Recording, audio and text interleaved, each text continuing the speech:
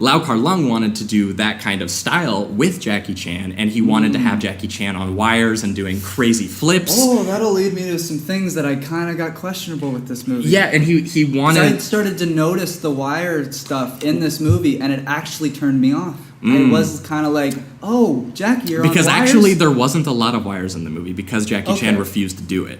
Okay.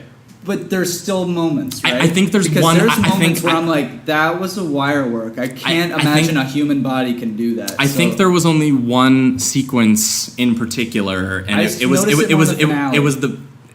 Lau Kar-leung was fired before the finale. There is no wires in the finale. Well, that just impresses the fuck out of me. Dude, there's parts where it looks like he is going against gravity. Yeah. I'm not fucking with you there. Like, that's insane. No, yeah, from what I understand, Lau Kar-leung got kicked off off around the house sequence in the middle of the film.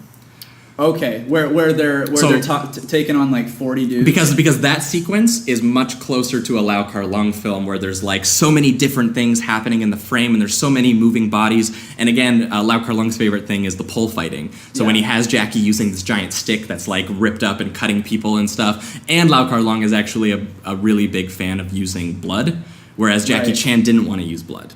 Yeah, this one did seem a lot more like, because there's even a part where, I mean, it's not blood, but it seems just a little bit more gritty, like when Jackie's ashamed after he's been drunk and his father kind of disowns him or whatever, and he's just like crying and he's got snot and on his nose and stuff. I guess... I just wasn't expecting it. Well, see, that's what makes this film weird because it does feel like, because that makes sense in a Lau Kar-leung movie. Yeah, like absolutely. you watch his melodramas and that's kind of what his downtime scenes look like. Yeah. But he does the thing that normally that Drunken Master did, whereas that the downtime scenes are very spare.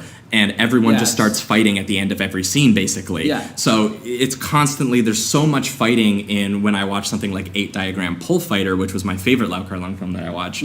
And there's so much fighting in that, and there's so much like hacking and blood, and that film is particularly about like a giant... a wartime situation that it's trying to be about like PTSD and the violence of war and all of this kinds of things, whereas Jackie Chan doesn't want to be that serious a lot of the time. Yeah. You know, it's two clashing styles you see in this film. Because even in the first one... And I like them both, but it seems like Jackie Chan and him wanted to make two different movies, and you absolutely feel that in this movie. Because even in the first one, like when they have things that are as extreme as a father wanting to kill his son because of his dishonored... It's played for laughs. Right, and it's still played like kind of tongue-in-cheek, whatever. This one is like...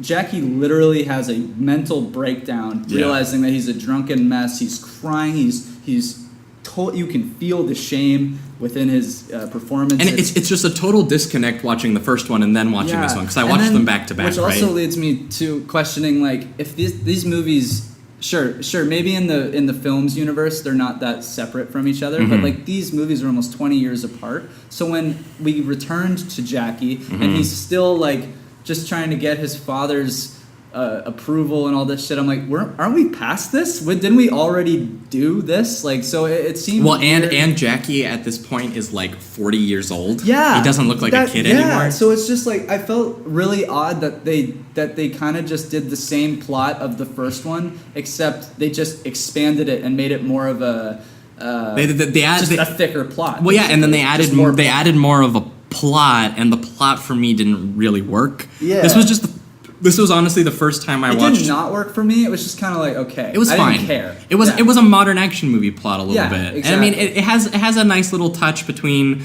you know, the fact that these like British dudes are trying to steal Chinese artifacts, and that, you know, Jackie Chan is gonna. I like that. I did like the scene with the all the workers. And they're like, hey, no, fuck you, we're not working overtime and not getting paid or whatever. One guy's just like, go kick their ass. Yeah, fucking fight. Well, yeah, because it's funny. It's just like, this is not a debate. I am your fucking foreman. You're gonna fucking work. Yep.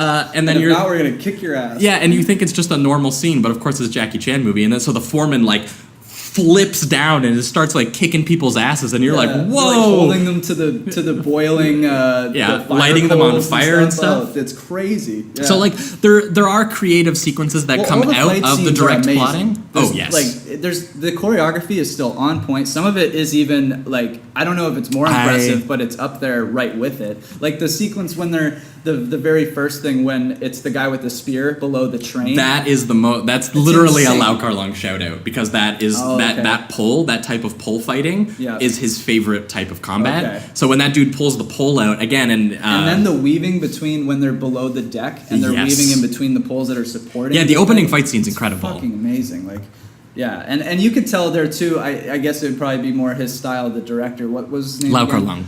And because he does a lot more of like that panning and following of them and stuff like that, as opposed to just a stand. Yeah, but you can also tell though because watching it after watching all of his films from the 70s and 80s that Jackie clearly told him you got to hold it back a little bit. Okay, and he does, but there are more movements than you would expect from a Jackie Chan film.